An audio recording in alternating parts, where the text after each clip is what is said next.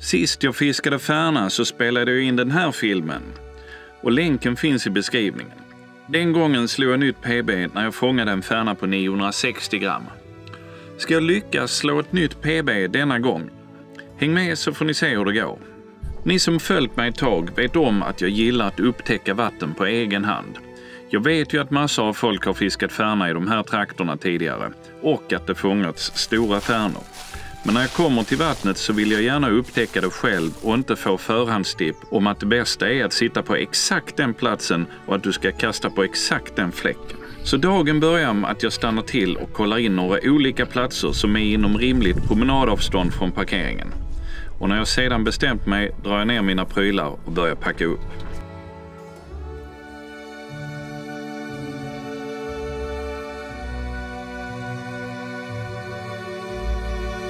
Innan jag börjar fiska så vill jag göra några kast med ett vanligt bombsänke för att försöka få lite koll på hur bottnen är och hur djupt det är. Eftersom vattnet strömmar på ganska bra så bedömer jag att det är ganska grunt på vissa områden. Så nu försöker jag skapa mig en bild av hur bottnen ser ut.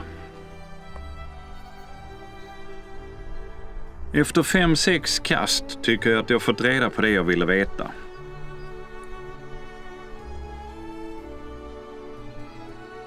Jag tittar även på hur strömmarna går. Det är under 5 grader i vattnet och när det är så kallt så uppehåller sig fisken oftast i så kallade bakvatten. Det vill säga där vattnet antingen rinner långsammare eller på fel håll. Här ser ni att det strömmar mest på närmsta sidan och över mot andra sidan. Den lilla ön här uppe ger så att säga lä från strömmen. Nu tar jag då beslutet om var jag ska placera mina beten och eftersom jag ska mäska med en så kallad swimfeeder så vill jag gärna ha det så rätt som möjligt från början så jag inte behöver byta fiskeplats efter ett antal kast bara för att det visar sig att det är för grunt eller för djupt eller för stenigt eller vad det nu kan vara som gör att jag inte vill fiska där mer. Jag bestämmer mig för att lägga mina beten i dessa områden. Glöm inte att ge tummen upp och att prenumerera på kanalen om ni gillar den här typen av videos. Då hjälper ni kanalen att växa och inspirera mig till nya filmer. Blanda ihop lite mäsk här. Sensas Gardon. Finmalt idag. Det kanske blir lite onödigt malt. Det går ju åt så jäkla lite när man feeder fiskar. Hälla tillbaks lite.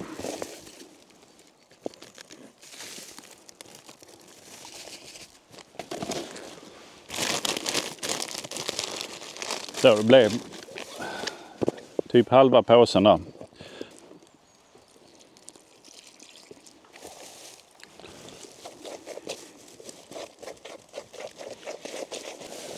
Jag brukar säga att det första mäsket för säsongen som man blandar det är det som luktar allra godast. Förutsatt att man har ett mäsk som luktar gott från början. Det är ju populärt med sådana här fiskmjölsmäsk, men jag har aldrig lyckats med dem. Så där har jag 0 förtroende. 4 maggot på en 12-ans animalkrok. Så sikte mot de 2 björkarna där borta. Men det där första kastet blev inte som jag hade tänkt mig och hamnar lite kort. Jag vill försöka få upp spötoppen så att linan inte går ner i vattnet där det strömmar som mest. Ja. För då kommer dels toppen att röra sig. Men det finns även risk att feedern släpas längs bottnen. Och då ökar risken för att den ska fastna. Gör om och gör rätt. Jag kanske ska lite längre så få upp spötoppen så inte den dras av strömmen. Där.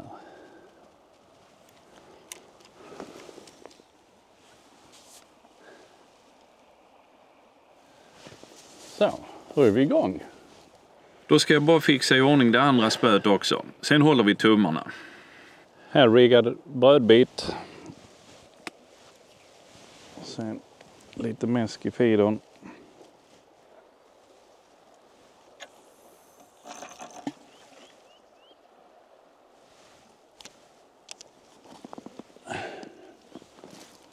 Sen är det bara att luta sig tillbaka och njuta av det härliga vårvädret. Och eftersom jag vill spara på batteri och minneskort i kamerorna så tar jag till det mest klassiska knepet för att få det att nappa. Jag stänger av kamerorna.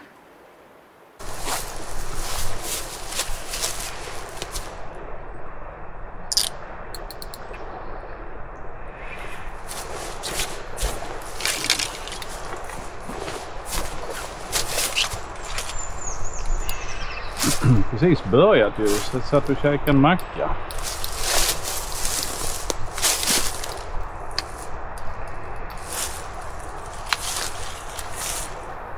Av någon anledning så dör mikrofonen här och ljudet försvinner.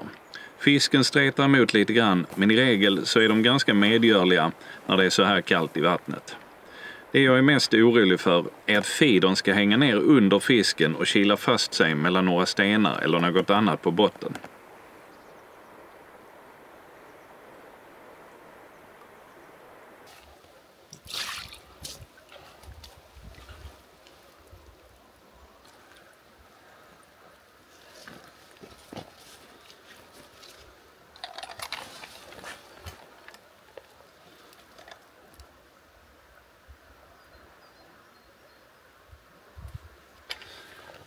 $1200 gram. Det satt fan mig gott. Nytt PB på Färna, 1200 gram.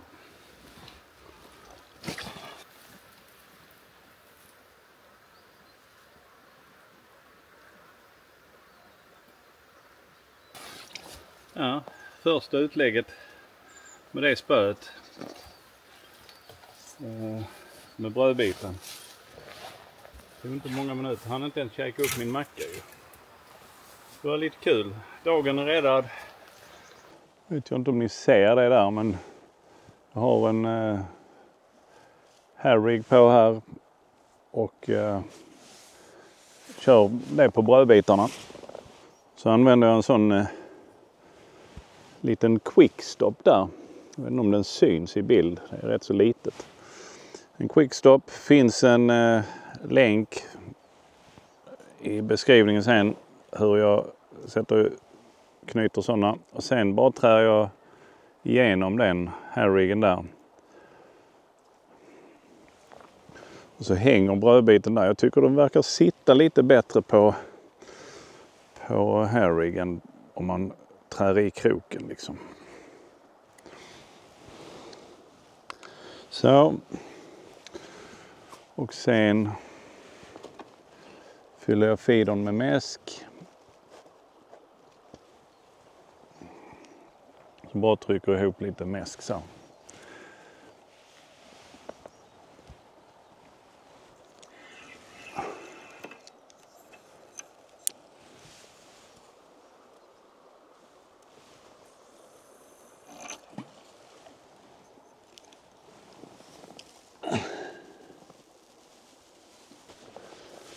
Jag ska flytta upp vägsticken lite grann här.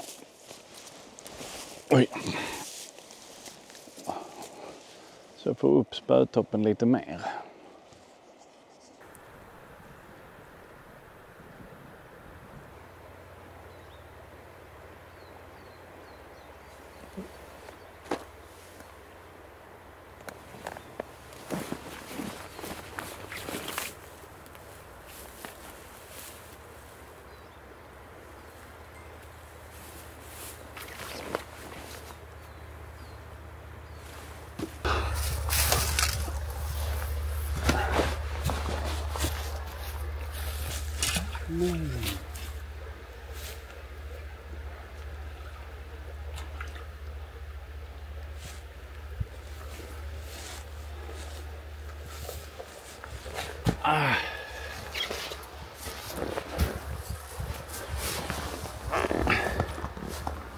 Den släppte. Fan alltså. Ny brödbit. Båda huggen har kommit ganska strax efter jag har kastat ut. Så kastar jag ut mot granen där. Jag gör det igen. Ganska exakt samma ställe. Här syns det ganska tydligt att vattnet är ganska stilla i det område där jag valt att fiska. Sen hinner jag i princip bara kasta ut, för när jag ska ställa in kameran som filmar spötoppen så hugger det igen.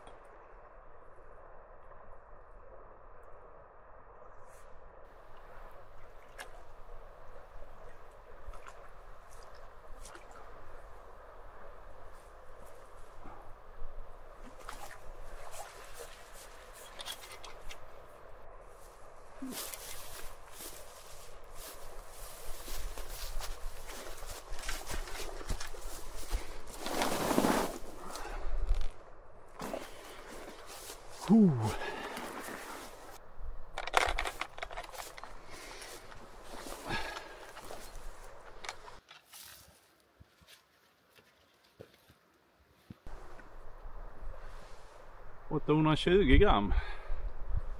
Coolt, roligt.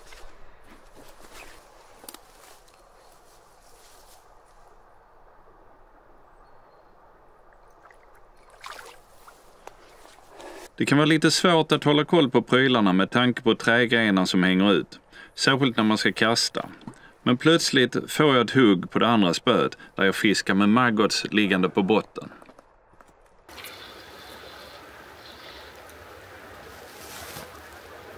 Va? Det är andra arter också. Liten björknarr.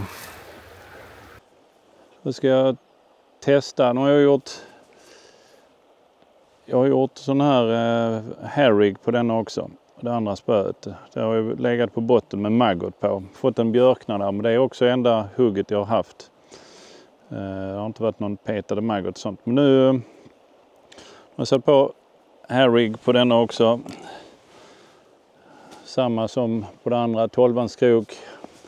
Och men här kör jag då med 2 stycken mini pop-up boilies. Vi ska se om det funkar till färnorna. Kan inte se varför det inte skulle funka. Sitter ju bättre än bröd dessutom, så att det ska bli spännande att se om det händer något på detta.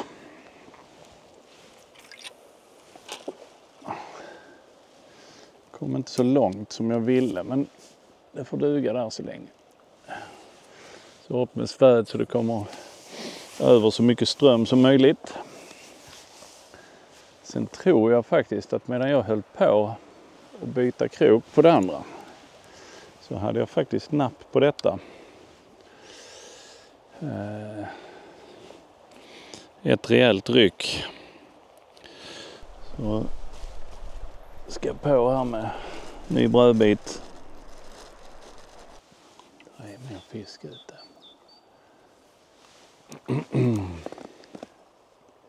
Det var ju helt klart fisk som var på och drog i det. Men så vet man ju inte, det kan ju vara mörtar och sånt också.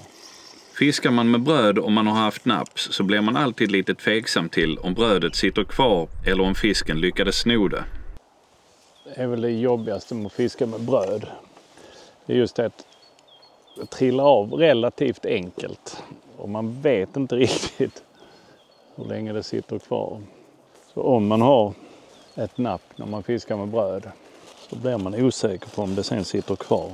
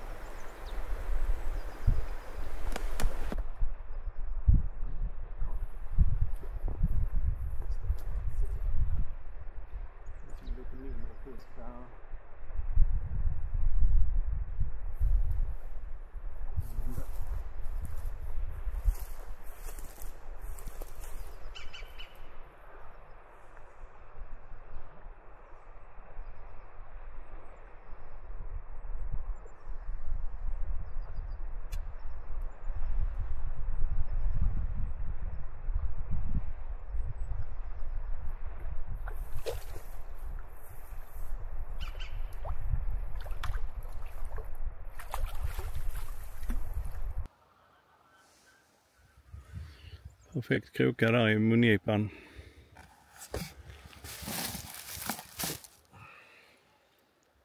Ja, det brukar alltid vara folk som undrar hur tacklet ser ut som jag använder. Och jag har ingen aning om detta är det bästa tacklet jag kan ha. Utan det var vad jag slängde ihop. sen när jag har fiskat det här fisket, för det är bara ett fåtal gånger jag har testat att fiska efter färna. Sen när man har testat några gånger så kanske man kommer på att man ska ha det på ett annat sätt. Men jag ska visa det jag kör med idag. Och kroken ser ni sitter här. Och nu har jag en rätt liten krok, en 12, och så ser ni att det är en hairrig på med en sån här quickstop heter det. Och så trycker jag den igenom brödbiten och sen sitter brödbiten där som på en hairrig. Har funkat bra, jag har tappat en i och för sig, men det var också när jag höll på att klabba med kamerorna. Sen cirka 50-60 cm upp så har jag 2 stycken flötestopp och så ett lekande uppträtt på linan som glider på linan mellan de här flötestoppen. Det blir en så kallad helikopterrigg. Och sen har jag 0,20 lina ner till feedern och 0,20 lina ner till kroken. Nej, till feedern är det nog till och med 0,28 är det ju. Jag satte där. 0,28 är den. Så kroken är lite klenare om jag skulle fastna med kroken så ska den linan gå av. Och sen är det flätlina här och så fluorokarbon 0,28. Knappt 2 meter. Sen i änden så har jag en sån här feeder 45 grams och så har jag mäsk som heter Gardon fin. Gardon är mört på franska och sitter man själv så spelar det ingen roll egentligen vilken typ av mäsk eller vilken smak det är. Eller det spelar så liten roll tror jag så att det är svårt ändå att göra någon skillnad eller se någon skillnad. Så jag tror fisken kommer till det man slänger i då. Så nu kör vi på här. Ja, det börjar bli sen eftermiddag nu och otroligt gött väder har det varit. Jag har fått 3 färnor och en liten björknapp när jag körde med maggot. Men nu har jag gått över och testat med majs och så har jag flyttat det spöt som var längst uppström så har jag flyttat ner. Så det är nära den platsen där jag har fått de 3 färnorna. Jag ska se om det kanske är så att man kan få färna även på majs när det ligger på botten. För alla 3 färnorna har jag huggt på bröd som har poppat upp liksom. Och även den jag tappade. Sen har jag en känsla av att de 2 största färnorna, det var de 2 första den första jag fick där på 1,2 och den andra som jag tappade. Men den kändes också rätt så hygglig. Sen har jag fått en 8 hektos och sen en kanske på halvkilot. Men kan det vara så att där är lite fisk i området, man får dem och så är det ofta man får dem lite större först. För de tränger undan dem lite mindre.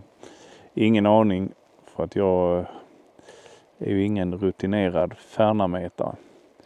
Men det här var definitivt roligt och jag ska definitivt ut och testa flera gånger. Men det händer inte mer denna gång utan den sista timmen är det stendött. Och sedan bestämmer jag mig för att packa ihop. Men jag får vara nöjd med mitt nya PB på 1,2 kilo och det kommer snart mer färnafiske. Men tills dess så får ni kolla in min förra färnafilm eller kanske den här där jag duellerade mot fiskeguide Filip.